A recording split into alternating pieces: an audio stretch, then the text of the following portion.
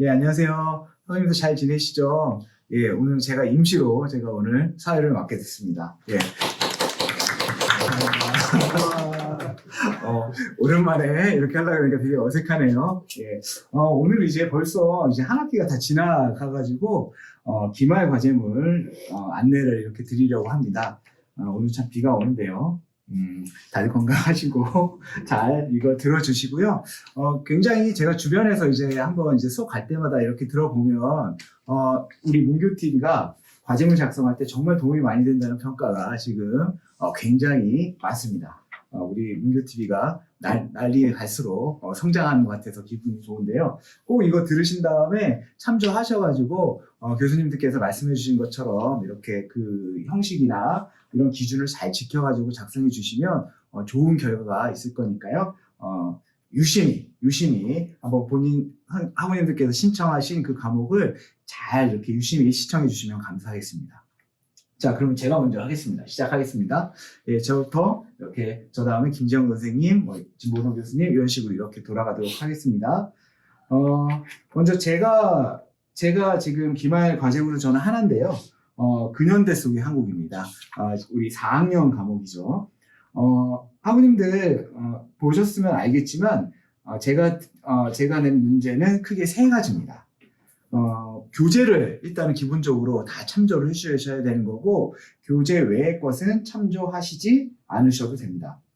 먼저 첫 번째 문제는요, 아래 문제 내용에 대해서 답을 해주세요 해가지고 이제 세 개가 들어가는데요. 첫 번째 문제는 근현대 속의 한국 교재 전체를 참조해서 일제강점기, 일제 시기죠, 사회의 모습을 설명해 주시는 겁니다. 그런데 이것은 배점이 15점인데요. 교재를 근거로 하셔야 됩니다. 그 밑에 그래서 제가 네모 박스를 쳐놔가지고 이제 그 적어주실 내용을 적어드렸는데요. 도시경관, 교통수단, 의식주, 소비문화, 여가시설 등입니다. 그러니까 이 중에서 몇 개를 고르시면 되는 거예요. 학우님들께서 교재에서 서술된 구체적인 생활 모습을 중심으로 서술하시는 겁니다. 그러니까 일제시기 때, 일제강점기 때 도시경관은 어땠는지, 교통수단, 뭐 철도라든가 자동차라든가, 그리고 의식주, 그 다음에 소비, 여가 이런 것들이 다 교재에 나와 있습니다. 그래서 이런 것들은 교재를 바탕으로 해가지고 일제 시기의 사회 모습을 학우님들께서 정리를 하시는 겁니다. 그리고 답안을 작성한 다음에 이제 답안을 작성하셨으면 그 교재에서 이제 답안의 근거로 쓴 어떤 그 내용이 있을 거잖아요. 그러면은 그 내용의 범위를 적어주시는 겁니다. 그래서 교재의 범위는 3개 이상을 적어주셔야 되고요. 교재의 범위는 답안 분량에 포함되지 않습니다. 그러니까 우리 과제 및 과제 작성 시 지시사항에 보시면 교재 그 출처 표시하는 법이 적어져 있으니까요. 요거의 기준으로 해가지고 교재의 범위 3개 이상. 예를 들어서 내가 일제시기 때 도시경관의 모습을 우리 교재에 어떤 장을 참조했다. 그러면 그냥 1쪽, 2쪽 이렇게 적는 게 아니라 도시경관에 참조한 뭐 5쪽에서 10쪽, 아니면은 10쪽에서 15쪽 이런 식으로 적어주셔야 되는 거죠. 요게 하나입니다. 그래서 요게 3개가 있어야 되는 거죠. 그러니까 도시경관은 어땠고, 교통수단은 어땠고, 뭐 나는 의식주를 선택했다. 그러면 요거에 관련된 범위를 3개를 적어주시는 겁니다. 답안 작성하신 다음에요. 그 다음에 두 번째 문제는 이것도 역시 동일합니다. 교재를 보고 적으시는 건데요. 근현대 속의 한국 교재 전체를 참조해서 일제시기 이제 한국인의 모습을 설명해 주시는 겁니다. 예를 들어서 밑에 네모 쳐져 있는 거 제가 읽어드리면요.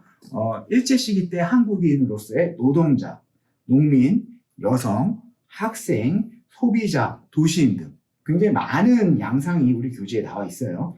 그래서 다양한 한국인들의 어떤 상황에서 어떻게 삶을 살았는지 교재를 바탕으로 서술해 주시는 겁니다. 그리고 이것도 역시 근거로 활용한 교재의 범위가 있겠죠. 그 범위를 3개 답안 작성하신 다음에 3개를 표시하는 겁니다. 역시 교재의 범위를 적은 거는 답안 분량에 포함되지 않습니다. 그러면 이제 그러면 1, 2번이 이렇고요. 그리고 이제 3번 문제는 이제 학우님들께서 1번하고 2번 문제 답을 다 적으셨잖아요. 그러니까 학우님들께서 우리 교재를 보고 일제강점기 때의 사회 모습을 전체적으로 한번 설명을 하셨고, 그 다음에 2번에서 그 가운데 한국인의 모습은 어땠는지를 학우님들께서 적어주셨습니다. 그러면 요 1번과 2번을 바탕으로 내가 이런 것들을 내가 적은 이 답안을 근거로 해서 일제시기, 일제강점기는 어떤 사회였구나라는 거를 학우님들께 적어주셔야 되겠습니다. 그러니까 3번 같은 경우가 1번, 2번에 비해서 3번이 적으시는 분량은 적게 제가 드렸어요. 하지만 배점은 20점으로 가장 큽니다. 그러니까 반드시 1번, 2번, 그러니까 1번과 2번 학우님들께서 작성해 주신 거 문제의 답안을 근거로 해서, 그러니까 내가 생각할 때 일제사회의 모습은 이렇고, 그리고 한국인의 모습은 이렇기 때문에 이런 거를 봐서 종합했을 때 나는 일제 시기를 이렇게 생각한다. 그리고 일제강점기를 이렇게 생각한다. 이렇게 적어주셔야겠습니다. 그러니까 1번, 2번 문제를 답안을 이제 단순히 또 똑같이 적는 게 아니라 이거를 바탕으로 해서 이러한 근거가 있기 때문에 내가 생각하는 일제 시기는 이런 모습이다. 일제 시기는 내가 생각하는 일제 사회는 이런 사회상이다. 이런 것들을 적어주시는 겁니다. 그래서 이렇게 1번, 2번, 3번이 이제 15점, 15점, 20점. 그래서 50점이 되는 거고요.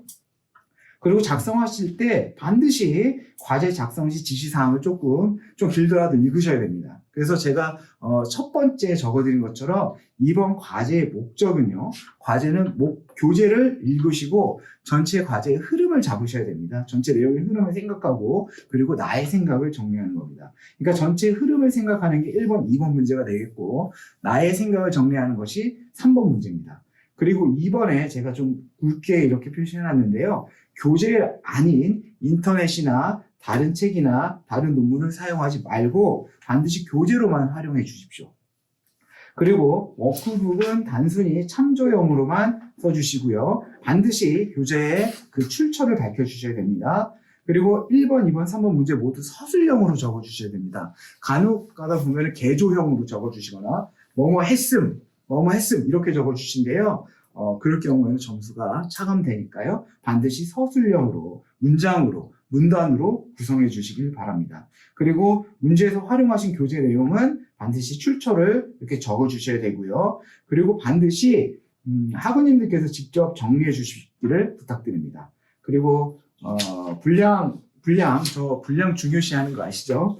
예, 그래서 1번, 2번 문제는 A4 한쪽, 그러니까 35줄에서 한 장 반 정도. 그다음에 3번 문제는 A4 반장에서 한 장 정도. 그래서 최대한 분량을 좀 맞춰주시면 감사하겠습니다.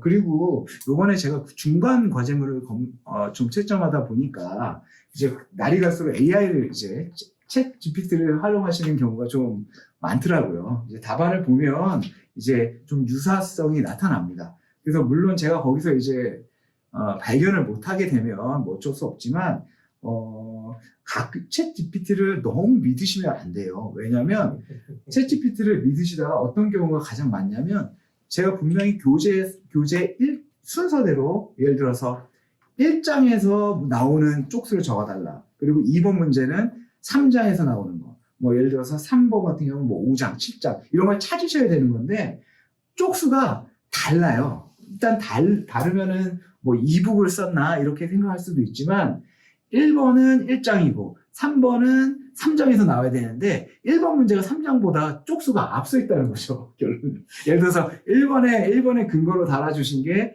뭐 80쪽에서 82쪽인데 2번 답안은 10쪽에서 12쪽이에요. 그러면 이거는 그러니까 제가 말씀드리고 싶은 거는 AI가 거짓말을 아주 능청스럽게 잘한다. 그렇기 때문에 그거를 반드시 믿으시면 안 되고 그대로 가져오시면 안 됩니다. 그리고 분명히 내용이 혼합된 경우도 있기 때문에 그런 경우는 아무래도 점수를 많이 차감할 수밖에 없다는 거. 그리고 제가 지금 드리는 문제는 1번, 2번, 3번 다 교재 내용을 바탕으로 학우님들의 의견을 물어보는 거기 때문에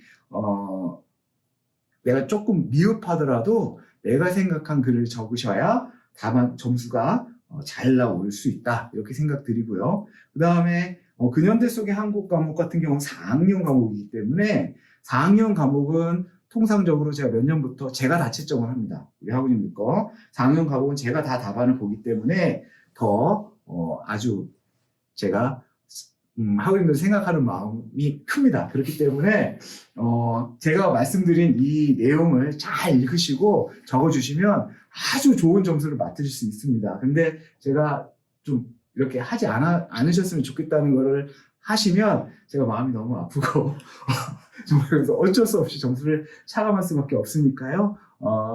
학우님께서 시간을 투여하셔가지고 스스로 이렇게 꼭 작성해 주시면 감사하겠습니다.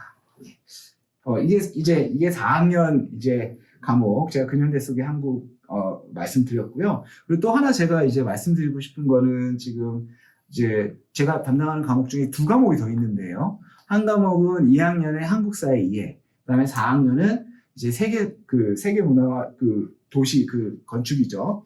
그런데 이 2과목은 다 객관식 시험입니다. 이 객관식 시험에 대해 제가 조금 약간 힌트를 드리면 한국사회 이해 같은 경우는 저는 우리 학우님들 아시는 학우님들은 아시겠지만 한국사회에서 흐름이 중요하거든요. 그래서 객관식 문제에서 이제 한국사의 흐름을 파악할 수 있도록 최대한 노력을 해서 작년에 시험 문제를 냈어요. 그런데 좀 많이 어려웠다는 평가가 좀 많으시더라고요. 그래서 이번에는 제가 문제를 조금 바꿀 겁니다. 그러니까 25문제가 기말 이제 문제가 나오겠죠. 2점씩이고요. 사지선다인 건 다 똑같고 제가 25문제 중에 10문제는 내가 강의를 들었다. 그리고 내가 교재를 한 번쯤 읽어봤다. 그러면 다 맞힐 수 있는 문제를 10문제를 반드시 낼 겁니다.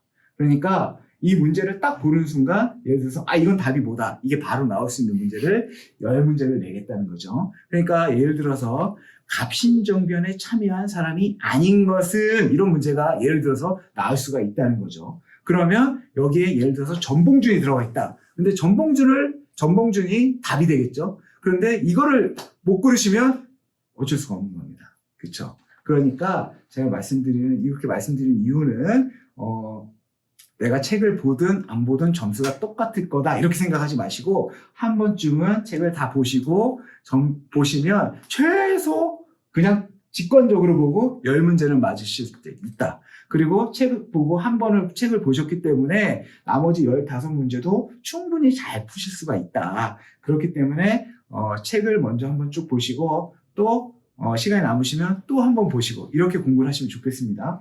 그리고 세계 도시와 건축도 4학년 과목도 역시 그렇게 공부를 하시면 되겠습니다. 그러니까 아주 저번에 세계 도시와 건축 같은 경우는 문제가 뭐 그렇게 어렵지는 않다는 평가가 많았어요. 그럼에도 불구하고 이번에도 또 더 난이도를 조금 낮춰서 직관적인 문제를 낼 겁니다. 그렇기 때문에 한 번쯤은 책을 보시면 좋은 점수를 맞으실 수 있도록 그렇게 문제를 낼 거니까요. 포기하지 마시고 공부를 하시면 될 것 같고 여러 번 보시면 될 것 같아요. 그리고 우리 학우님들 이제 그런 경우는 조금 줄어들었는데 그러니까 기출 문제를 엉매이시 않으셔도 된다는 거 아시죠? 기출문제랑 똑같이 절대 안 나옵니다. 그리고 기출문제는 우리 시험 형태가 바뀌기 전에 있는 거예요. 그 문제이기 때문에 내가 정말 사지선다를 한번 문제를 풀어보고 싶다. 그러면 한번 구하실 수 있으면 풀어보시고요. 그리고 답 달라고 하시면 안 돼요. 답은 학우님들께 풀어보시고 정말로 어렵다 그러면 저한테 질문을 해주십시오. 메일을 보내주세요. 답은 시험 보통 이런 경우가 있어요. 우리 과 학우님들은 아니신데 시험 하루 전이나 3일 전에 갑자기 저한테 메일을 주셔가지고 답을 달라고. 그러니까 답만 외우시겠다는 건데요. 절대 그렇게 하면 절대 좋은 점수가 나올 수가 없습니다.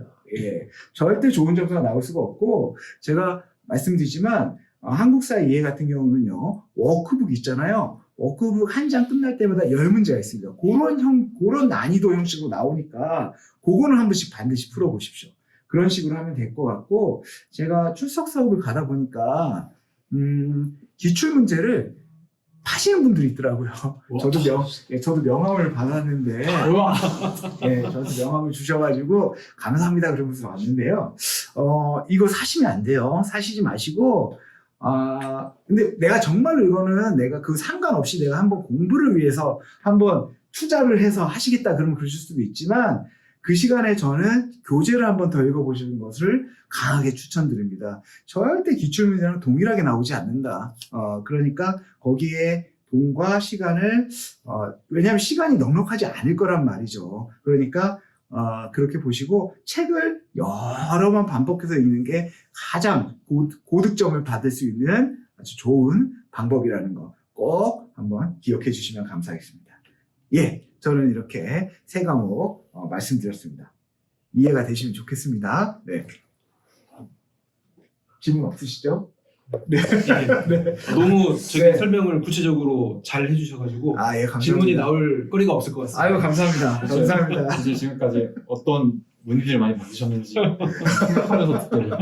그렇죠, 그렇죠. 예, 그런데 만약에 작성하시다가 궁금한 거 있으시면 저한테 이메일 주시거나 제 홈페이지에 적어주세요. 제가 늦더라도 반드시 확인하고 답변 드리겠습니다. 예, 그래서 꼭 본인의 힘으로 그리고 최선을 다해서 이렇게 해주시면 좋은 결과가 있으실 겁니다. 예, 한국사와 한국 문화 관련된 과목은 이렇게 말씀드렸고요. 그럼 다음은 이제 김재원 선생님께서 말씀해 주시겠습니까? 네, 안녕하십니까. 저는 세 개의 교과목이 이제 기말 과제물로 나오게 되는데요. 세계의 정치와 경제, 세계의 풍속과 문화, 사회 문제로입니다. 먼저 세계의 정치와 경제부터 설명을 드릴 텐데요. 과제물은 문제 두 개에 대해서 각각 설명을 하셔야 되는 문제입니다. 문제는 제가 봤을 때는 그렇게 힘들지 않는데 힘들게 생각하실 수도 있죠. 근데 이제 먼저 세계의 정치와 경제 교과목의 어떤 내용이나 어떤 시각을 먼저 확인을 하시고 이제 그런 어떤 시각을 통해서 문제 1번과 문제 2번을 고민을 하시면 좋을 것 같습니다. 그리고 이런 어떤 세계 정치와 경제에서 이제 담겨져 있는 그런 내용들은 교재에 또 잘 설명이 되어 있기 때문에 교재를 잘 읽고 이해하시는 게 굉장히 중요하다는 말씀을 드리겠습니다. 세계 정치와 경제는 현재 우리가 경험하고 있는 이제 세계에 있는 여러 가지 어떤 사회 현상, 세계적인 현상들을 정치와 경제와 이제 사회를 통해서 바라보는 이제 그런 교과목인데요. 그 중에서도 지금 우리가 겪고 있는 여러 가지 문제들은 이제 신자유주의 어떤 결과물이라든가 아니면은 그 전부터 있었던 우리 어떤 식민주의의 경험들이 지금 이제 이렇게 결합이 돼서 여러 가지 문제들이 만들어지는 것 같습니다. 그렇기 때문에 지금 현재의 어떤 문제를 이해하기 위해서는 현상에 지금 무엇이 바뀌고 어떤 일이 발생되는지 이제 그런 것들만 이해하는 것이 아니라 그것들이 왜 역사적으로 어떠한 흐름 속에서 이런 것들이 발생됐는지를 이해하시는 게 또 좋을 것 같고요. 그렇기 때문에 대안을 이야기할 때도 그냥 지금 누구랑 싸우고 있는데 잘 화해하면 좋겠다 이런 식의 대안보다는 좀 더 구조적으로 어떤 부분을 우리가 조금 더 고민을 하고 어떤 부분에 우리가 노력을 해야만 이런 문제들이 좀 해결이 되지 않을까라는 식으로 사고를 하시면 또 좋을 것 같습니다. 그래서 문제가 두 개인데요. 첫 번째 문제는 한국 사회 저출산 문제가 심각해지다 보니 더 많은 이주민들을 받자는 이제 주장들이 점점 힘을 얻고 있는 것 같습니다. 교재 6장과 7장은 이주민에 대한 이야기인데요. 이제 이 교재 6장과 7장을 읽으시고 현재 우리 한국 사회에서 이제 이주민 정책과 제도에 대해서 묘사를 하신 다음에 어떤 문제가 있는지 그것을 그것도 극복할 수 있는 방안은 무엇인지를 조금 고민을 하시면 좋을 것 같습니다. 예를 들어서 지금 최근에 재해동포청이 만들어졌거든요. 이 재해동포청은 해외에 있는 이제 한민족들을 지원하는 이제 그런 기구인데 사실은 재해동포청이 만들어지게 어떤 배경에는 이제 그런 어떤 해외에 있는 우리 같은 민족인 한민족들을 어떻게 다시 한국에 이제 데려올 것이냐, 혹은 이제 그들과 협력을 해서 이제 한국의 어떤 경제적인 어떤 것들을 이제 어떤 문제들을 어떻게 해결할 것인가 이제 여기에 이제 초점이 맞춰져 있습니다. 또 이제 이민청 같은 것도 이제 계속 만들려고 노력을 하고 있고 제가 봤을 때 이제 몇 년 안에 만들어질 텐데요. 이건 역시 저출산 문제 해결을 위해서 한국 사회가 이제 어떻게 할 것인가 어떤 고민하에 이제 만들어지게 되는 것인데요. 이제 문제는 이게 저출산의 문제 혹은 노동력 혹은 경제에 초점이 맞춰져 있기 때문에 여러 가지 어떤 문제들이 발생될 가능성들이 있는 것이죠. 근데 이제 이런 문제들은 그냥 우리가 생각했을 때 이런 문제가 발생이 될 것이다 라고 해서 이제 이야기를 하는 것이 아니라 그동안 한국 사회가 2000년대 중반부터 해왔던 저출산 어떤 대책이라든가 이주민의 대책들이 이제 계속 진행이 오면서 발생됐던 문제들과 다 연결이 되어 있는 것입니다. 그렇기 때문에 교재를 잘 읽으시고 교재에는 이제 여성이라든가 또 그 안에 다양한 이주민들이 있기 때문에 이제 이런 어떤 좀 구체적인 어떤 사례들을 들면서 문제 1번을 답안을 작성을 하시면 좋을 것 같습니다. 문제 2번은 이건 역시 이제 신자유주의라든가 그 예전에 있었던 어떤 식민주의, 제국주의 문제와 연결되는 문제인데요.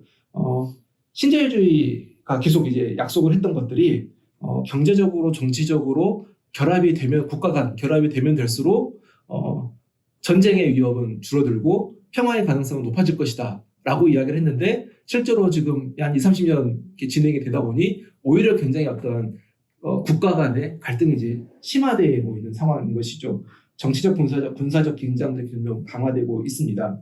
그래서 교재 11장 및 여러 자료들을 참고해서 지금 현재 우리가 겪고 있는 어떤 군사적 이 아시아에서의 군사적 정치적 긴장이라고 하는 것이 무엇인지를 묘사를 하시고 그리고 이 지역에서 전쟁의 가능성을 낮추고 평화를 유지할 수 있는 방안에 대해서 묘사를 하시면 좋을 것 같습니다. 여기에는 신자유주의라고 하는 문제도 있지만 그 전에 제국주의, 식민주의의 문제도 있기 때문에 이런 것들을 좀 복합적으로 고민을 하면서 답안을 작성을 하시면 좋을 것 같고요. 여기도 이제 신자유주의가 참 이제 그런 이야기를 했죠.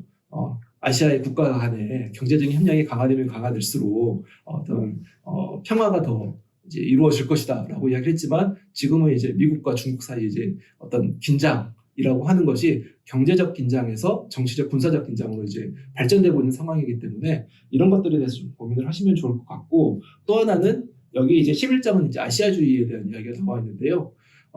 각국이 사실은 이제 다른 어떤 역사적 배경을 갖고 있지만 또 공통점도 굉장히 많기 때문에 이런 공통점을 통해서 어떻게 평화라고 하는 것들을 이제 이뤄낼 수 있을지 이런 것들에 대해서 고민을 하시면 좋을 것 같습니다.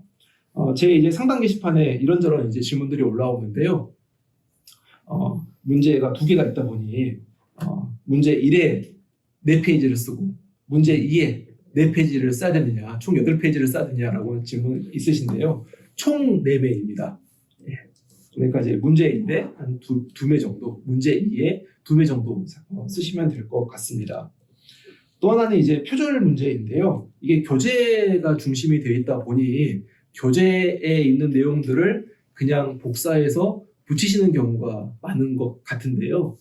그것보다는 교재에 있는 내용을 자기 나름대로 소화를 시켜가지고 그런 내용들을 작성을 하셔야 되는 거고 또 이제 교재의 내용이 굉장히 중요하기 때문에 아마 표절률이 조금 높을 거라고 생각이 돼서 감안은 하겠지만 그럼에도 불구하고 교재 내용들을 복사해서 붙이시면 감점 요인이다 라고 하는 것을 말씀을 드리겠습니다.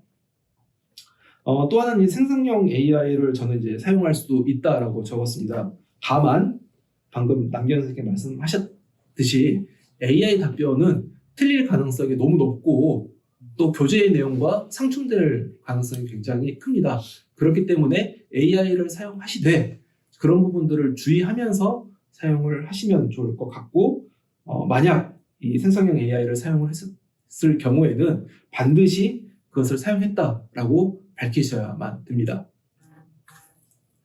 방금 저기 남경 선생님 말씀하셨듯이 본인은 내가 혼자 AI를 사용했는데 평가자가 어떻게 알겠어? 라고 생각을 하시지만 읽으면 티가 납니다. 그렇기 때문에 반드시 밝히시길 바랍니다. AI 문체가 있거든요. AI도 나름 AI의 문체가 있기 때문에. 네. 다음은 세계의 풍속과 문화입니다. 세계의 풍속과 문화도 두 문제가 있고 각각 25점입니다. 세계의 풍속과 문화도 앞서 이제 세계 정치와 경제와 마찬가지로 이 세계의 풍속과 문화 교재가 강의 교과목이 갖고 있는 기본적인 시각을 이해를 하셔야 됩니다. 기본적인 시각이라고 하는 가장 중요한 건 문화 상대주의인데요. 문화라고 하는 것은 각각의 환경에 맞춰서 발전해 온 것이기 때문에 문화 사이에는 우열이 있을 수 없다. 그렇기 때문에 각각의 문화라고 하는 것은 각각 의미가 있고 그렇게 되면 존중받아야 된다라고 하는 시각을 먼저 이해를 하시고 이 질문에 대한 답안을 쓰시면 좋을 것 같습니다. 두 가지 문제입니다. 첫 번째는 각 지역의 가족 및 친족과 관련된 관습 중 2개 이상을 선택을 해서 한국과 비교하고 그 공통점과 차이점이 어디서 기인하는지 서술을 하시오라고 하는 질문입니다. 당연히 모든 분들이 그렇게 생각하시겠지만 각각의 국가, 여기서는 지역이라고 하는 것은 국가일 수도 있고 국가 내에 하나의 이제 지방일 수도 있고 혹은 여러 가지 국가를 포함하는 하나의 조금 더 넓은 지역일 수도 있습니다. 그렇기 때문에 각각의 지역의 어떤 가족 및 친족과 관련된 관습은 당연히 조금씩 다르겠죠. 하지만 무조건 다른 것은 아니고 기본적으로 인간이 이제 갖고 있는 조건들에 맞춰서 이제 비슷한 것들도 있습니다. 그런 것들을 한국과 비교를 하면서 이게 아까도 말씀드렸듯이 그래서 한국이 더 우월하다라고 하는 것이 아니라 사실은 저쪽은 저런 맥락 속에서 이런 것들이 만들어졌고 우리는 이런 맥락에서 만들어졌다라고 하는 것들에 대해 좀 서술을 하시면 좋을 것 같고 또 하나는 이제 다른 지역의 그런 관습들을 봤었을 때 우리의 어떤 관습이라고 하는 모습들이 훨씬 더 어떤 특징들이 있는지 이런 것들을 훨씬 더 잘 볼 수가 있기 때문에 그런 것도 좀 염두를 해주시면서 답안을 서술하시면 좋을 것 같습니다. 두 번째 문제는 2개 이상의 지역을 선택하여 과거 식민지 경험이 그 지역의 풍속과 문화의 변화에 어떠한 영향을 미쳤는지 서술하시오라고 하는 것입니다. 제국주의 국가를 제외하고는 거의 모든 국가들이 식민지 경험이 있습니다. 특히 아시아는 태국을 제외하고는 다 식민지 경험이 있습니다. 그런데 이 식민지 경험이라고 하는 것이 기존의 전통적인 어떤 삶의 방식들을 근본적으로 뒤흔드는 이제 그런 경험이고 그런 경험을 거치면서 우리가 우리 것이라고 생각했던 것들이 사실은 우리 것이 아닐 수도 있는 것이고 사실은 이제 그 사이에서 이제 어떤 타협이라든가 변화가 있었던 것인데 이제 그런 것들이 그런 식민지 경험들이 그 지역의 풍속과 문화 변화에 어떠한 영향을 미쳤는지를 좀 서술을 하시면서 우리 것이라고 생각하는 것이 사실은 그러지 않을 수도 있다. 그렇다고 해서 무조건 식민지 어떤 제국주의 유산을 청산해야 된다라는 것은 아니죠. 그런 어떤 과거의 사례를 보면서 조금 우리 것이 무엇인지 혹은 그 나라의 어떤 관습과 풍속이 어떠한 역사적 맥락 속에서 나왔는지에 대해서 좀 고민을 하시면서 서술을 하시면 좋을 것 같습니다. 여기서 지역 역시 아까 말씀드렸듯이 하나의 국가는 아니죠. 국가 내의 지역일 수도 있고 여러 가지 국가일 수도 있고 이제 그런 것들도 고민을 하시면 좋을 것 같습니다. 작성 분량은 A4 기준 3매이고요. 여기 역시 인공지능을 사용할 수도 있지만 반드시 출처를 표기를 하셔야 되고 반드시 AI 답변을 절대로 그대로 믿으시면 안 된다. 이게 교재 내용과 상충되게 되면 오히려 불이익을 만드실 수 있다. 이런 것들을 반드시 좀 고민을 하시면 좋을 것 같습니다. 세 번째 교과목은 사회문제론입니다. 사회문제론 역시 사회문제론이 갖고 있는 기본적인 어떤 시각이 있습니다. 사회문제론은 뭐 여러 가지 사회문제들이 있잖아요. 근데 이제 그런 사회문제를 이해를 할 때 이건 역시 현재 벌어지고 있는 여러 가지 사회적 현상들을 그냥 보고 그대로 이해하는 것이 아니라 그런 문제들이 과거 역사 속에서 혹은 사회 구조 속에서 왜 발생을 했는가 라고 하는 지점에서 좀 고민을 하시면 좋을 것 같고 그래야만 대안을 이야기를 할 때 굉장히 피상적인 이야기를 하는 것이 아니라 역사적이고 구조적인 이야기 속에서 대안을 이야기할 수 있기 때문에 그런 것들을 염두에 두면서 답안을 쓰시면 좋을 것 같습니다. 이건 역시 이제 두 문제인데 이 문제, 이 사회 문제로는 이제 그 전에 있는 문제들은 1번 문항에 25점, 2번 문항에 25점 배점을 했지만 이 사회 문제로는 두 문제이지만 통으로 해서 하나에 50점으로 배점을 했습니다. 이제 그 이유는 이 두 가지 문제가 이어져 있기 때문입니다. 어떤 문제냐 보면 경제발전이라고 하는 것은 부와 생활의 풍요로움을 가져왔죠. 대신에 여러 환경 문제와 기후위기를 가져온 것도 맞습니다. 조금 여담이지만 최근에 제가 기사를 봤는데 인도네시아의 한 섬 마을에서 이제 지구 온난화 때문에 이제 해수면이 높아지고 있는 상황에서 그 마을이 이제 점점 물에 잠기는 거죠. 그래서 20년 전에 이웃들은 전부 다 이사를 가서 다 없어졌는데 한 가족만 남아서 여기에 있는 여자분이 20년 동안 맹그로브 나무를 다 심은 거예요. 맹그로브 나무는 바닷속에서 자라서 이제 위로 올라오는 나무인데 이 나무를 많이 심게 되면 해수면이 올라와도 이제 어떤 육지가 침식되지 않는 이제 그런 효과가 있기 때문에 지금 굉장히 5대2 사업으로 굉장히 많이 하는 사업이기도 합니다. 그런데 그럼에도 불구하고 당연히 혼자 심는다고 해서 이 문제는 해결은 되지 않겠죠.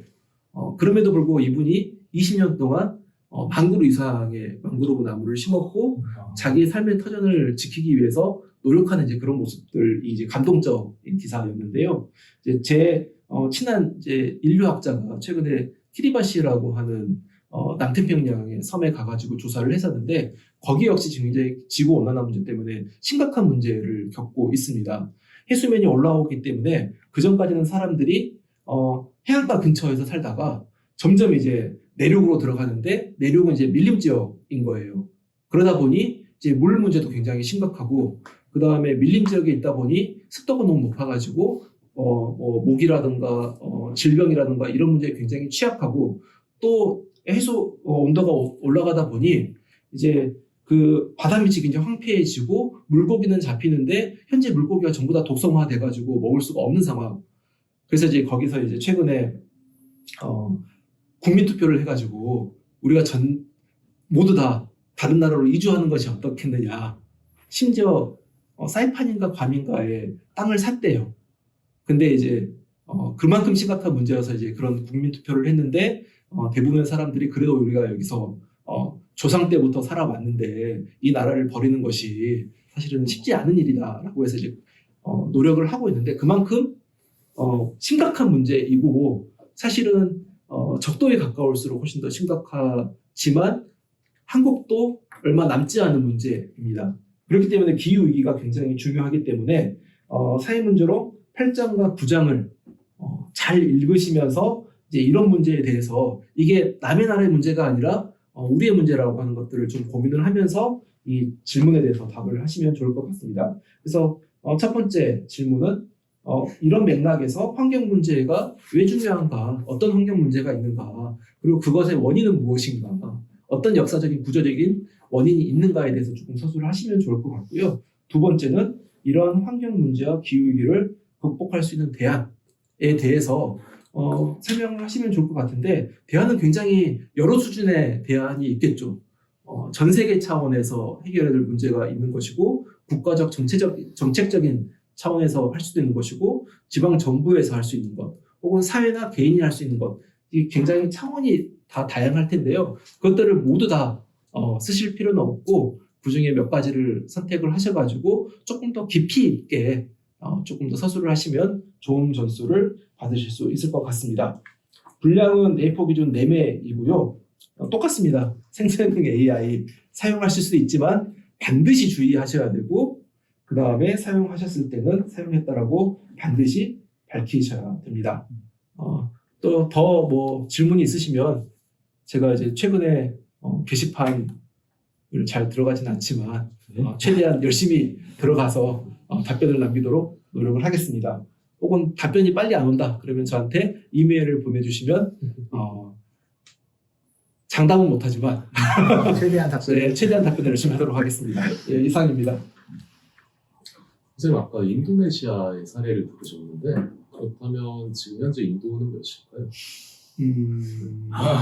인도가 몇인지는 저희가 아마 3개 시간을 보면 아실 수 있을 것 같습니다. 핸드택으로 활용하시는 거. 4시를 아마 바라셨을 것 같은데 왜냐면 저희가 유신석 선생님을 이게 한두 번 뵌 게 아니어가지고 저희가 저 방금 들으면서 약간 T와 F의 대화인데 지금 실망하신 표정이 지금 T의 대화죠. 제가 참고로 ISTJ이기 때문에 그러니까 인도하고 파키스탄 지금 분쟁이 막 촉발되려고 하는 이 엄중한 상황이잖아요. 이미 촉발. 됐죠. 예. 그 첫 번째 문제에서 그 아시아 지역이라고 딱히 우리 지금 얘기할 수는 없지만 거기에 대한 어떤 분쟁에 대한 것도 이렇게 인용을 해서 이렇게 과제를 작성하는 가능한가요? 네, 이제 기본적으로 이제 전 세계적으로 여러 가지 분쟁들이 많잖아요. 러시아, 우크라이나 뭐 이런 그런 것도 있지만 여기서 이제 교재 11장은 아시아에 대한 이야기이기 때문에 아시아에 조금 더 집중을 하시면 좋을 것 같은데 당연히 파키스탄과 인도도 아시아이죠. 중도까지 아시아이기 때문에 쓰셔도 무방할 것 같습니다. 지금도 시간 찾아. 저게 지금 빨리 시간 지키라고 지금 네, 메시지가 왔습니다. 예, 알겠습니다. 예. 그러면 다음으로는 그럼 진보성 교수님께서 해주시면 네, 될 것 같습니다. 안녕하세요, 진보성입니다. 저는 이제 과제물은 한 과목인데요. 기말 시험 고전함께도 간단하게 설명을 곁들여서 말씀을 드리도록 하겠습니다. 기말 과제물에 대해서 일단은 기말 과제물의 그 과제 해설을 학부에 게재를 할 예정이니까요. 그것도 좀 참고를 해주십시오. 예. 오늘 한 얘기가 거기에도 좀 많이 중첩이 되니까요. 동서양 고전회의가 이제 세 문제인데 고전을 좀 이제 입체적으로 이해하고 접근하자 그런 생각으로 좀 출제했습니다. 첫 번째 문제는 15개 동서양 고전회의에 15개 고전 중 하나를 선택해가지고 거기에 맨 뒷편에 보면 이제 3원문 읽기가 있습니다. 그 원문 읽기, 그 자기가 마음에 드는 원문을 선정을 해가지고 그것을 그 고전의 원문이 무슨 얘기를 하고 있는 거냐, 무슨 의미를 담고 있는 거냐, 그 의도가 뭐냐, 이거를 자기가 이해한 내용을 자기 글로 각색을 해가지고 정리를 한다. 그러니까 문제 보시면은 타인에게 설명한다, 친절하게 설명한다는 생각으로 뭐 이제 자기 글로 만들어봐라. 이게 무슨 원문의 의도가 뭐냐, 내용이 뭐냐 설명해 주는 그런 글을 써보는 겁니다. 그래서 A4 일족 분량이니까 양이 그렇게 많지 않습니다. 그러니까 자기가 이해한 내용, 뭐 전문적인 내용을 쓰는 게 아니니까요. 여러 책을 찾아가지고 이게 뭐 여기에 대한 주석사가 어떻게 됐고 뭐 그렇게 쓰실 필요는 없는 거죠. 그러니까 자기가 이해한 그 내용을 남한테 정합적으로 문장의 정합성을 가지고 설명할 수 있다. 이 정도만 충족이 되면은 될 것 같습니다. 그리고 이제 두 번째 문제는요. 첫 번째 문제에서 이제 뭐 원문을 전체를 다 봐야 되냐, 아니면 따로 그 고전을 따로 사가지고 전체를 통독해야 되냐 이렇게 하시는데 교재에 한정되어 있습니다. 교재. 그래서 교재에 한정되어 있는 원문을 대상으로 하시고 만약에 이제 자기가 연관해서 자기가 예전부터 봤던 그리고 책이고 뭐 그랬으면은 다른 다른 책에 있는 그 내용들을 이제 각주 기능을 이용해가지고 따옴표를 붙이고 인용해 온 것들을 표시를 해가지고 잘 표기해서 참고적으로는 다른 책에서도 그 내용들을 가져와서 쓸 수 있습니다. 그러니까 그거는 과제 작성 시 지시사항을 제가 좀 길게 썼어요. 그래서 저는 오늘도 보니까 제가 과제 작성 시 지시사항이 너무 굉장히 기네요. 그래서 이거를 일단은 근데 쭉 읽어보십시오. 왜냐면 인용 방법만 다 적어놨습니다. 대충. 그래서 저기 두 번째 페이지가 통으로 지시사항인가요? 그걸 말하면 어떡해. 요거 있고요. 예, 요만큼 뒤에 또 있어요. 근데 뭐 별 내용은 없습니다. 같지도 않고. 자, 그래서 그렇게 일단 교재를 중심으로 해라. 예, 그거를 좀 잘 숙지를 좀 하시면 좋겠습니다. 그리고 두 번째 문제는요. 이것도 이제 15개의 고전 중에 서로 비교할 만한 고전, 이 두 개 생각되는 고전을 선정한 후에 교재의 내용을 주로 참고해서 이 두 고전을 비교하는 이유, 왜 내가 이 고전을 비교하게 됐는가, 그 이유를 밝히시고 그 다음에 그 두 고전의 유사점과 차이점을 밝히는 과제입니다. 그래서 뭐 분량의 문제 보시면 분량의 균형을 적절히 분배하라라고 하는 그 지시문이 있는데요. 그래서 분량을 어떻게 분배하느냐 이런 질문을 해주시는 분들 계신 것 같아요. 가장 좋은 거는 세 부분으로 나눠가지고요. 비교하는 이유, 그 다음에 두 번째는 유사점, 세 번째는 차이점, 이렇게 3분의 1씩 배분하는 게 가장 좋고, 아니면은 뭐 유사점이 더 크다, 차이점이 더 크다 이런 경우에는 두 부분으로 나누십시오. 그래서 첫 번째 비교하는 이유, 두 번째 절반은 유사점과 차이점을 섞어서 그 안에서 배분하면 되겠죠. 자, 그래서 고전 선정할 때에는 뭐 쉽게는 5장의 맹자, 6장의 순자 같은 경우를 이제 성선설, 성악설의 비교 가장 뭐 잘 떠오르시는 거죠, 그죠? 잘 떠오르는 그 대비고요. 근데 뭐 이렇게 해도 됩니다. 맹자의 사상을 계승했다는 사람이 바로 그 7장의 황종입니다. 명의대방으로. 예. 그래서 현대의 어떤 그 지금의 상황도 뭐 좀 가미를 하셔가지고 맹자하고 그 시대를 어둠의 시대로 보고 새로운 시대를 갈망했던 황종이가 어떤 면에서 맹자의 생각과 같은가, 다른 점은 또 뭔가, 시대적 차이, 뭐 이런 것들을 해보셔도 되고, 그 다음에 또 뭐 이런 것도 있죠. 동서양도 비교가 어느 정도 할 수 있습니다. 그러니까 맹자의 왕도 정치하고 플라톤의 국가의 철학자의 통치, 또는 이상 국가라고 하는 것이 비슷하다고 생각할 수도 있어요. 그런데 사실 다른 점도 많거든요. 그런 부분들도 한번 정리해서 적어보시면 좋은 비교가 됩니다. 동서양을 이렇게 횡단하는 그런 그런 시도도 한번 해보시면 좋습니다. 그리고 서양에서는 뭐 이제 다윈의 진화, 다윈의 그 종의 기원, 그리고 베르그송의 창조적 진화, 이 두 개도 어떻습니까? 과학의 영역과 철학의 영역이지만 사실 이제 진화라고 하는 주제를 담고 있죠. 그렇지만 이들이 접근하는 방식과 나가는 결론의 어떤 방향성은 굉장히 다른 부분이 많습니다. 이런 것도 좋은 주제가 될 수가 있습니다. 자, 그래서 양자를 엄밀히 비교를 하면서도 동시에 창조적인 시각으로 한번 접근해보라. 이런 것들. 이제 이런 시간을 한번 가져오시면 되고요. 세 번째는 이제 이번 강의를 수강하시고 나서 이 책은 꼭 한번 이 고전을 읽어보고 싶다. 그 고전을 정해서 왜 이 고전을 읽겠다고 생각을 했는지, 그런 내용들을 자유롭게 서술하시면 됩니다. 이 부분은 그리고 또 점수 100점이 가장 낮긴 한데요. 그렇다고 분량이 또 적지 않습니다. 그렇기 때문에 자기 얘기를 아주 솔직하게 적는다. 그런 생각으로 과제를 수행하시면 되겠습니다. 그래서 뭐 고대부터 현대까지 뭐 문학고전부터 해서 인문사회 예술과학 총 망라해서 어떤 분들은 뭐 칼 세이건의 코스모스 읽어도 되냐? 상관없죠. 그렇게 해서 자기가 읽고 싶은 고전을 정해보시면 되겠습니다. 자, 그리고 동서양 고전회의에는 이제 여기까지 말씀드리고요. 고전 함께 읽기 기말 객관식 시험 같은 경우에는 출석 수업 때는 많이 말씀을 드렸는데, 이제 원문 번역 있잖아요. 원문 번역. 그 위주로 공부를 하십시오. 그래서 그거를 여러 번 읽어보세요. 근데 읽다가 무슨 얘기인지 말이 잘 이해가 안 간다. 그러면은 그때 속뜻풀이.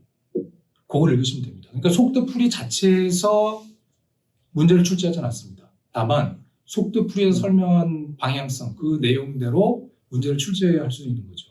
그래서 원문을 잘 번역한 거 숙지를 잘 하시고, 다만 이제 한자 원문하고 자구풀이, 그리고 뭐 들어가는 말, 거기에 뭐 그런 앞뒤에만 들어가는 말 있잖아요. 그런 데에서는 전혀 출제하지 않습니다. 그러니까 오히려 그렇지만 이제 뭐 1에서 15장까지 전부 다 1에서 20편까지 전부 다 출제한다고 하니까 그 20편이라고 하는 그 숫자에 굉장히 화들짝 놀라시는 분들이 계신데, 원래 이제 1에서 15장까지니까요. 근데 실질적으로 읽을 거리는 분량은 굉장히 적습니다. 그러니까 너무 걱정하지 마시고 여러 번 읽어보십시오. 그래서 이제 사지선다형 중에 OX 문제는 한 2문제 정도 출제하고요. 제가 지금 말씀드렸는데 다 길게 말씀은 못 드리고, 제 홈페이지에 들어가 보시면은 과목을 이렇게 설명하는 메뉴가 있습니다. 거기 보시면 이제 동서양 고전회의의 고전 함께 읽기 동양철학 한 책이 있는데, 그래서 고전 함께 읽기를 클릭하시면 제가 이거 지금 드리는 말씀을 정리해 놓은 그 PDF 파일이 있습니다.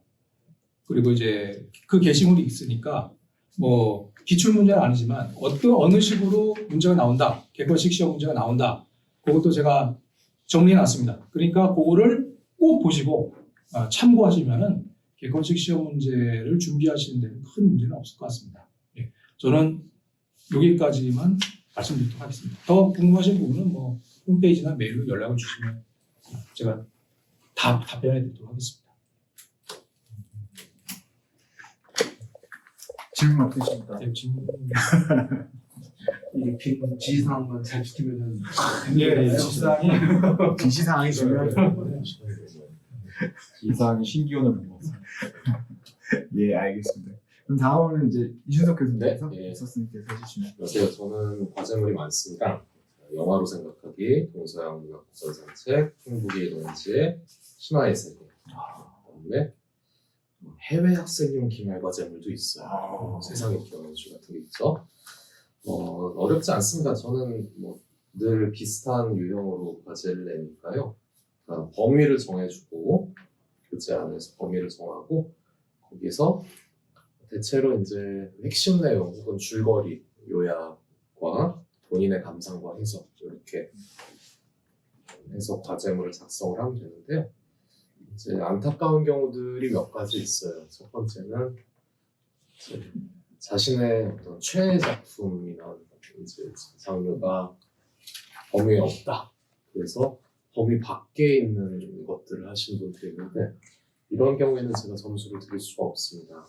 그래서 좀 잘 숙지를 하시기 바라고요.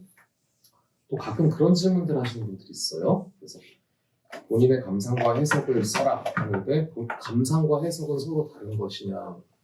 물론 엄밀히 말하면 그렇죠. 근데 이제 저는 거기에서 기대하는 건 뭐냐면은 여러분 본인의 어떤 마음속, 머릿속의 생각들과 느낌 이런 것들을 원하는 겁니다. 그러니까 그런 것들 너무 이렇게 구별하시지 마시고요. 쭉쭉 쓰시면 돼요. 다만 이제 줄거리 요약 혹은 핵심 내용 요약과 이 본인의 생각은 서로 별개의 부분이니까 섹션을 좀 달리해서 쓰시면 좋겠습니다. 이거를 뭐 줄거리 내용 요약 한 줄 쓰고 자기 본인 생각 한 줄 쓰고 이러면 제가 분량이라든가 이런 것들을 산정하는데 굉장히 어려움이 있습니다. 그리고 아까 뭐 개조식 문체 쓰지 말라는 말, 저는 개조식 문체에 어떤 알레르기 같은 게 좀 있어서 우리가 뭐 전보나 옛날에 뭐 텔레픽스 이런 거 보내는 거 아니잖아요. 그러니까 안 쓰시면 좋겠습니다. 개조식 문체 쓰지 말라는 데는 이유가 있어요. 그거는 이제 모호해지거나 애매해지는 경우가 많습니다. 그래서 자신의 생각을 분명하게 혹은 핵심적인 내용을 분명하게 오해 없이 전하기 위해서는 별로 좋은 문체가 아닙니다. 또 분량은 잘 지켜주시면 좋겠어요. 그래서 제가 설정하는 분량은 보통 핵심을 빼먹으면 모자르게 되고 중원부원하면 넘치게 되는 그런 분량이니까 잘 지켜주시면 되겠습니다. 그리고 이제 마지막으로 한 가지만 더 말씀드릴 건데요. 아까도 여러 가지 선생님들이 말씀하셨는데 생성형 AI, 뭐 챗GPT라든가 요즘 뭐 제미나이가 잘 나오더라고요. 클로드도 잘하고 잘하는데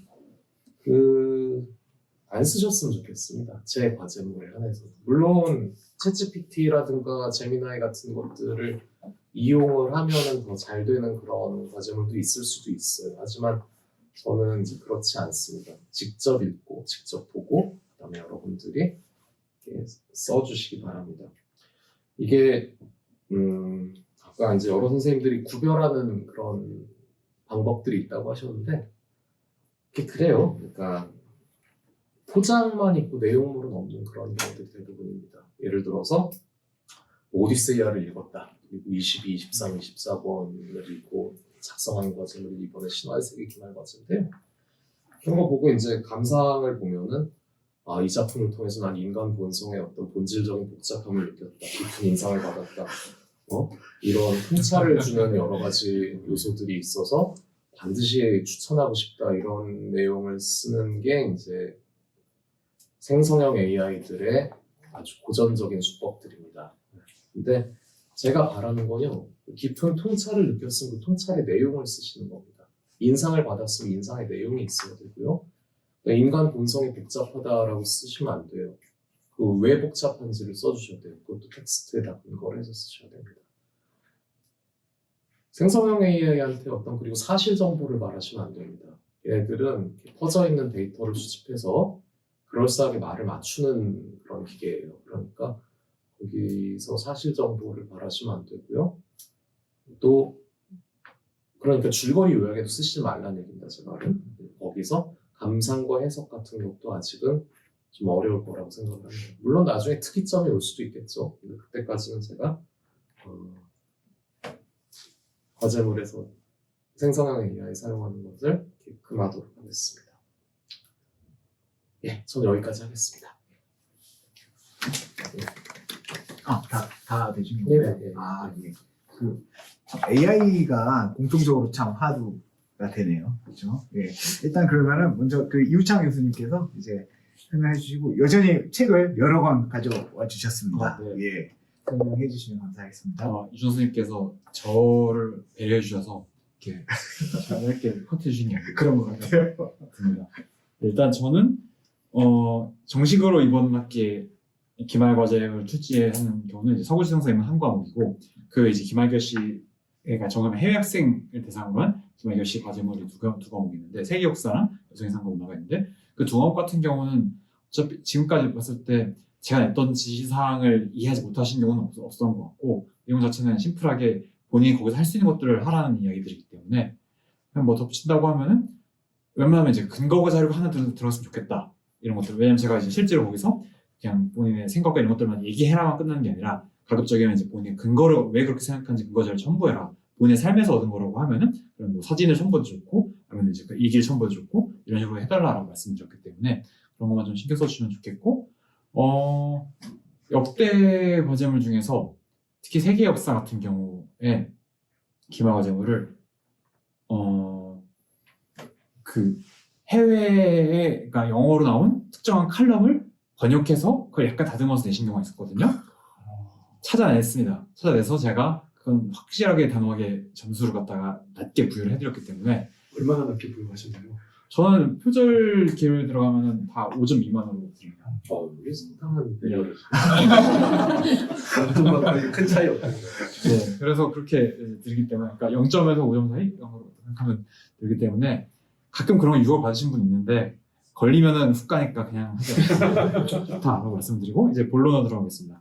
서울지정사 예문 같은 경우는 저희가 중간도 과제물이고 기말도 과제물인 저한테는 유일한 과목인데 중간 과제물 같은 경우가 어떻게 보면 이제 고대부터 시작해서 18세기까지를 커버하는 거였다고 하면은 이제 서울지정사 인문의 수업 후반부 여기서 다루는 10장부터 15장까지가 19세기부터 본격적으로 20세기 혹은 21세기까지 이야기들입니다. 그래서 제가 어떤 이제 이 교재를 보는 과제물 같은 경우도 그렇고 옆에서 다른 참고서적을 보는 경우도 그렇고 둘 다 기본적으로는 그 수업 후반부의 내용을 갖다가 좀 더 깊이 이해하기 위한 혹은 좀 더 꼼꼼하게 이해하기 위한 그런 의도랑 맞물려 있다는 것을 먼저 생각해 주시면 될 것 같아요. 미리 말씀드리면 이제 자 과제명 다음 두 가지 중 하나를 골라 과제물 작성을 제출하세요. 하나를 골라입니다. 왜냐하면 학우님들 중에서 종종 두 개를 한꺼번에 다 낸 다음에 너무 힘들었다. 그래서 아니 그렇게까지 힘들 거 아니었는데 왜 힘들었는가라고 해서 과제를 읽어보면은 두 개를 다 했기 때문에 저는 분명 하나만 하라고 했는데 둘 다 하니까 힘들 수밖에 없죠. 남들 두 개를 물론 이제 본인에게 공부가 되는 건 참 좋은 일이긴 하지만 제가 그건 요구한 건 아니니까 이제 억지로 무리하실 필요는 없고 둘 중 하나를 고르시면 되겠습니다. 첫 번째는 이 네 권 중 하나를 갖다가 읽고 거기서 이제 중요한 흥미롭게 생각되는 내용을 요약 그리고 거기에 대한 자신의 의견을 서술하라. 사실 1번도 그렇고 2번도 그렇고 제 과제물의 기본적인 공통적인 정신은 이겁니다. 직접 읽고 그러니까 자신의 힘으로 읽고 그리고 자신의 어려움을 생각해서 그걸 써라. 뭐 그 내용이 약간 좀 어설프거나 뭐 서투르한 정리가 좀 잘됐거나 이런 것들은 중요하지 그런 것들은 그 다음의 문제고 제일 중요한 거는 그것들을 자기 힘으로 하라는 거죠. 왜냐하면 그걸 해야 우리가 그러니까 뭔가 좀 능력치가 좀 경험이 쌓이고 능력이 좀 늘어나고 어떤 성장을 하지 않습니까? 결국엔 이 모든 과목을 배우고 여러분들께서 이제 방송대 수업을 듣고 이런 과제를 하시는 가장 중요한 이유는 여러 가지 경우가 있겠지만 가장 근본적인 것들은 이걸 통해서 어떤 형태의 성장을 위해서인데 여러분이 AI를 성장시켜주시고 정작 여러분이 성장하지 못하게 되는 건 좀 곤란하지 않습니까? 그러니까 그래서 직접 읽고 직접 쓰는 거 이것들에 초점을 맞추셨으면 좋겠습니다. 책 4권을 갖다 간단히 설명을 드리면은 먼저 첫 번째인 헬레나 로젠블렛의 자유주의의 잃어버린 역사 같은 경우는 이 책은 이제 우리 교재에서는 보지 말하면 10장하고 약간 내용이 연결되는 책이라고 할 수 있겠습니다. 그래서 지금까지 나왔던 자유주의의 지성사 연구 중에서는 특히 19세기 전후의 자유주의 지성사 중에서는 가장 좋은 책이라고 얘기할 수 있고 가장 지금까지 나온 책 중에서 그러니까 한국어로만 나온 게 아니라 영어권에서 나온 책 중에서도 지금까지 나온 책 중에 가장 중요한 연구서고 처음에 이제 자유주의라는 개념 교체 혹은 리버럴이라는 개념 교체 어떤 뜻을 표현하는 말이었나부터 시작을 해서 20세기 초, 19세기 말 20세기 초에 미국 같은 곳에서 미국은 유럽에서 전반적으로 그런 자유주의자들이 자기의 입장을 어떤 표준적인 정치적 사상으로 정립하게 되었는가를 갖다 쭉 다루는 책입니다.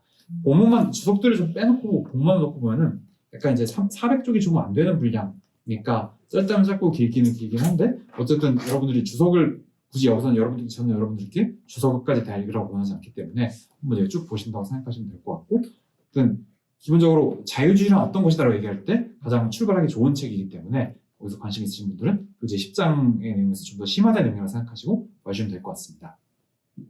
그 다음은 이제 게러트 스테드먼 존스의 카르 마르크스 위대한 환상 사이라는 이제 두꺼운 책이죠. 우리 교재 11장 19세기 유럽 사회주의 내용과 연동되는 책이라고 할 수 있는데요.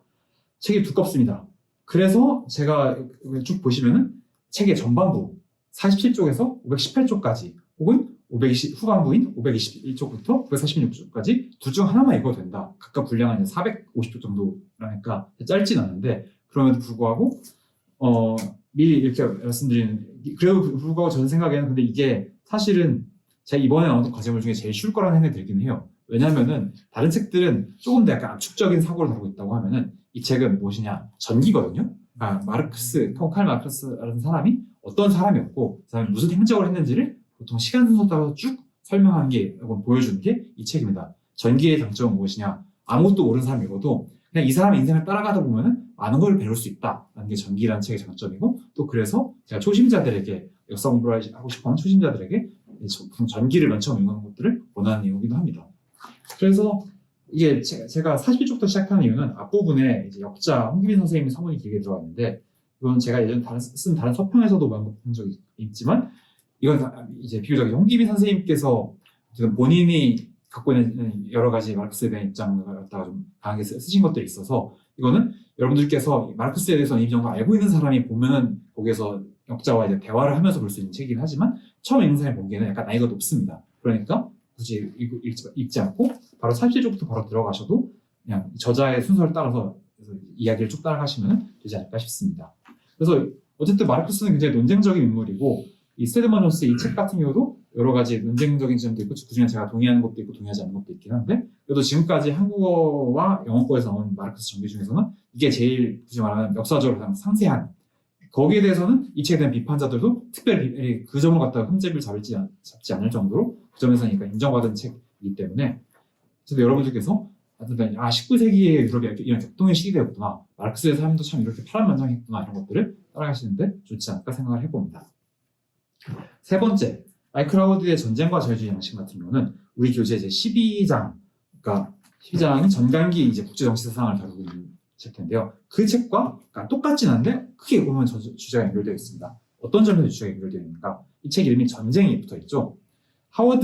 마이클 하워드 같은 경우는 마이클 하워드가 쓰신 다른 책들을 읽어보신 분이 혹시 계시다면 아시겠지만 기본적으로 전쟁사가 있고 우리의 국제정치라는 맥락에서 오늘 정치사상이나 이런 것들의 문제를 한 나라나 한 사회에서만 보는 게 아니라 여러 나라, 여러 사회들끼리의 충돌과 협상 이라고 보는 관점에서 기본적으로 역사를 쓰는 사람이라고 얘기할 수 있겠습니다. 그래서 전쟁과 자유주의 양심도 기본적으로 이제 그런 국제 정치에서 전쟁이라는 개념, 그리고 전쟁을 둘러싸고 어떻게 이제 평화가 확보된 시스템을 갖다 만들 수 있을 것인가에 대한 사람들의 특히 자유주의 전통이라고 하워드가 부르는 전통의 이제 여러 가지 노력과 그것들이 어떻게 좌절되었는가, 혹은 이제 어떤 종류의 문제점을 겪고 왔는가를 쭉 쓰는 책인데요. 책이 약간 겉으로 보면 두꺼워 보이는데 이 책이 약간 특이한 거는 제가 여기서 옆에 슬쩍 8에서 191쪽까지 180쪽 정도만 읽어도 된다고 썼죠. 그렇게 된 이유 중 하나가 실제 본문은 그 정도밖에 안 됩니다.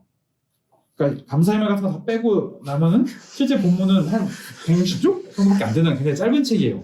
근데 왜 이 책이 이렇게 두꺼워 보이지? 라고 여러분들이 의문을 표현하실 수 있는데 이건 역자인 안돈 선생님이 참 존경스러운 저도 번역을 해본 사람으로서 존경스러운 건데 뒷부분은 전부 다 이야기에 나오는 사람에 대해서 인물 설명을 다 쓰신 책이 다 뒤져가지고 항목별로 인명 생이 이제 이 사람이 어떤 사람이었고 뭘 했고 이런 것들을 딱 다 정리해 주신 책입니다. 그러니까 여러분들 읽다가 구글에 이런 것도 찾아보지 말고 모르는 사람이 이래 나왔는데 궁금해라고 하면은 그냥 뒤에 임명생을 찾아보시면 되는 그러니까 정말 부록이라서 책 내용만 보실 때는 이제 앞부분에 짧은 내용만 보시면 되고 좀 더 공부하고 싶으면 뒤를 보면 되는 그런 형태의 이제 구성이라고 이야기할 수 있겠습니다. 그래서 다만 이제 이 책을 그러니까 지금까지 보시면 많은 학우님들이 왜 책을 골랐는가라고 물어보면 짧으니까라고 하시는 분들이 많거든요. 그래서 이 책이 그 점에서는 이번에 나온 과제물 선택 중에서 가장 짧은 것은 맞긴 한데 유의하셔야 할 게 국제 정치상을 좀 다루다 보니까 그리고 기본적인 강연록 베이스다 보니까 약간 이제 역사적 설명이 좀 압축적인 게 있어요. 왜냐면 시간적으로 스테드먼 존스 책 같은 경우는 기본적으로 18세기 말부터 19세기 후반까지 딱 그 시대를 정해서 이야기하기 때문에 시대를 어디 막 건너뛰면서 가지 않고 약간 촘촘하게 그냥 그때 분위기를 따라가면 되거든요. 근데 하워드 책 같은 경우는 거의 중세부터 시작해서 물론 초점은 19세기부터긴 한데 20세기까지를 쭉 다루는 굉장히 광대한 영역을 다루기 때문에 약간 시간적으로 탁탁 건너뛰면서 좀 굉장히 압축적인 면들이 약간 있긴 합니다. 그래서 이 책을 고르시는 분들이라면 저는 약간 천천히 이게 이렇게 연결되는구나. 하워드가 여기서 이런 말을 하려고 하는 거나 이런 것들을 좀 더 약간 정리하면서 읽으시길 권합니다.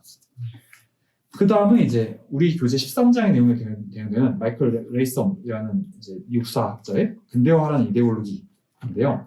우리 책 13장이 뭐 하는지 무슨 내용인지 지금쯤 아마 이걸 보실 때쯤은 보셨을 거라고 저는 생각하는데 기본적으로 이제 미국의 시대 혹은 미국이 그러면 이제 전 세계의 중요한 패권 국가 중 하나로 나오게 되면서 그 안팎에서 어떤 일들이 벌어지고 있는지를 짧게 다루는 게 교재 13장의 내용이었죠. 그 중에서 특히 미국이 이른바 전후에 냉전이 시작되게 되면서 정말 세계 제국을 발돋움하게 되면서 다른 전 세계 각국의 나라들을 어떤 관점으로 바라봤고 그 나라들의 발전을 위해서 근대화라는 개념 혹은 이데올로기를 어떤 식으로 이제 만들고 활용했는가 같은 것들을 쭉 살펴보는 책입니다. 그래서 한국사에 관심 있으신 분들 같은 경우도 한국사를 이제 한반도의 역사로만 보는 게 아니라 어떻게 이제 미국 같은 나라들이 끼쳤는가를 관심 있으신 분들도 이 책을 꽤 보긴 하거든요. 실제 역사 하시는 분들도 다 이제 한국사 전공자들이 쭉 모여서 번역한 책입니다. 번역 그래도 잘 되어 있고 읽는데 사실 그렇게 어렵지 않고요. 약간 이 책 4권 중에서 가장 학술서 스타일이긴 한데 그래도 보면은 정말 20세기 중후반의 세계가 이렇게 만들어졌고 한국이 이런 큰 맥락에서 이런 영향을 받았겠구나 같은 것들을 생각해 볼 수 있고 또 무엇보다 우리가 다 근대화라는 개념에 대해서 뭐 이제 박정희 조국군대와 이런 개념을 하지 않더라고 하더라도 한국 입장을 떠나서 모두가 어떻게 보면은 이제 거부할 수 없는 상황 중 하나는 한국에서 근대화는 굉장히 중요한 지상 명제처럼 주어진 거였다라는 것에 대해서 여기 찬성하지 않든 이걸 부정하기는 굉장히 쉽지 않은데 그런 근대화라는 개념 자체가 어떤 사람들에 의해서 지금과 같은 형태로 만들어지게 되었는가 그리고 어떤 영향을 끼쳤고 어떤 부작용을 만들었는가 이런 것들을 살펴보는데 좀 도움이 될 수 있는 책이라서 어쨌든 같이 골랐습니다. 자, 그 다음에 저는 어떤 기본적으로 우리 과제의 목표가 저희가 시험도 안 보기 때문에 그래도 그냥 강의만 듣고 끝내지 말고 좀 더 공부하라는 뜻에서 좀 더 깊게 들어가서 좀 이런 게 있구나 하는 것들을 구체적으로 알아셨으면 좋겠다는 의미에서 과제물 내드리긴 이런 따로 책을 갖다가 읽는 서평 과제를 내드리긴 하지만 여러 가지 상황상 그런 것들이 힘드신 분들이 있습니다. 그래서 그런 조건을 고려해서 이제 두 번째 과제 10장부터 15장까지 요점을 짧게 요약하고 그에 대한 자신의 서술하라는 건데요.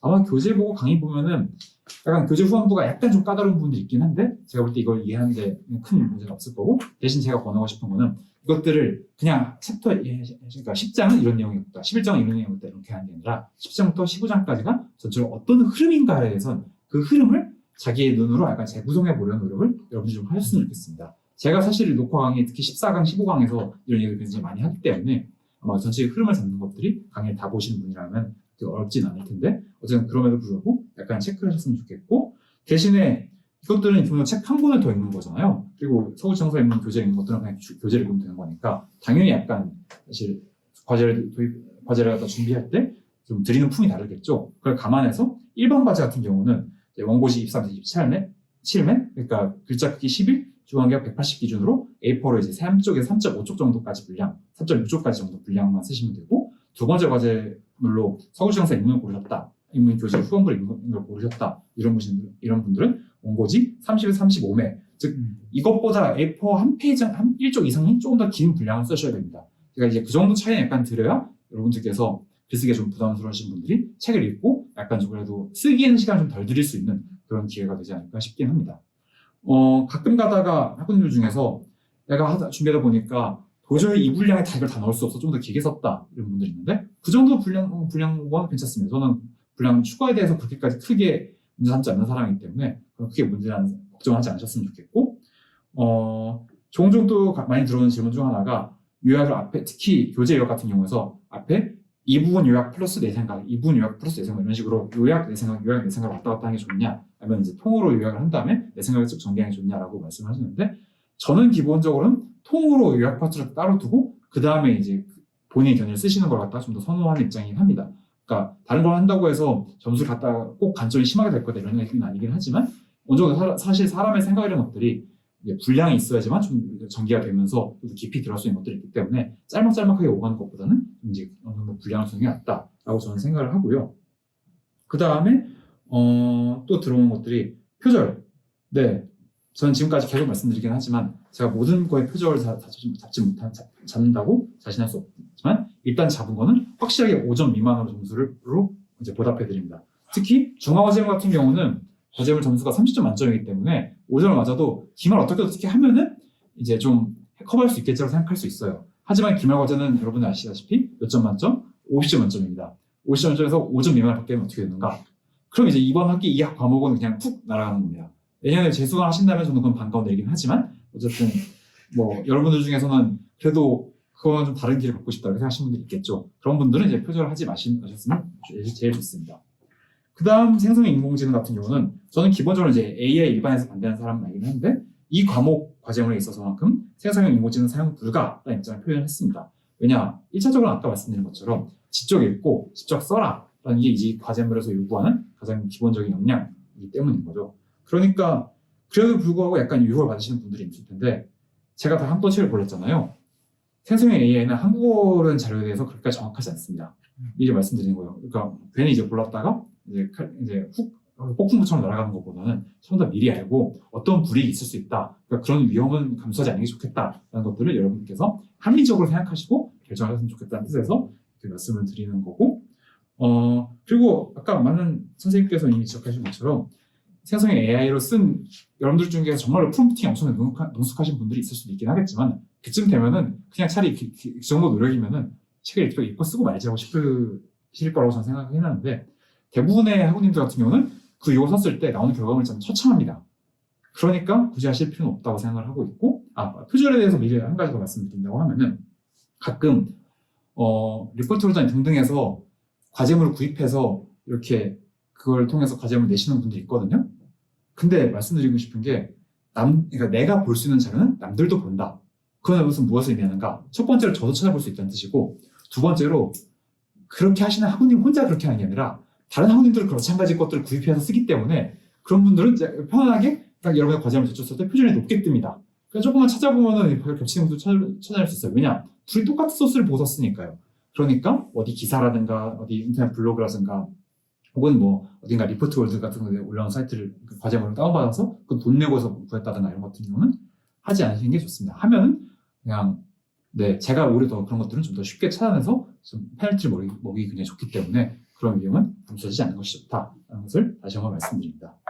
네, 그래서 어쨌든 이 정도의 약간 적지 않은 것들이긴 한데 그래도 기말이잖아요. 그래서 기말 시험보다는 이거 하는 게 훨씬 더 여러분들께 부담이 좀 덜 할 거라고 저는 생각하고 있고, 어디 그냥 그러니까 시험만 하더라도 내가 정말 머리 쥐어짜서 외운 다음에 시험 들어가서 망각과 약간 사투를 벌면서 기억나지 않는 거는 마치 모래들처럼 손으로 붙잡아도 손으로 흘러내리는 그런 기억의 파편들을 붙잡고 시험을 쳐야 되는데, 이건 내가 옆에서 책들을 보면서 편하게 글을 쓸 수 있지 않습니까? 그러니까 이제 이렇게 보시면서 그렇게 글을 쓰는 것들이 사실 나한테 좀 더 오래 남고 또 기억도 잘 되는 법이니까 그렇게 이제 과제를 약간 즐기면서 또 공부를 좀 더 깊게 해보겠다. 그게 이제 보람이지라는 마음으로 과제에 임하시면 제일 좋을 것 같습니다.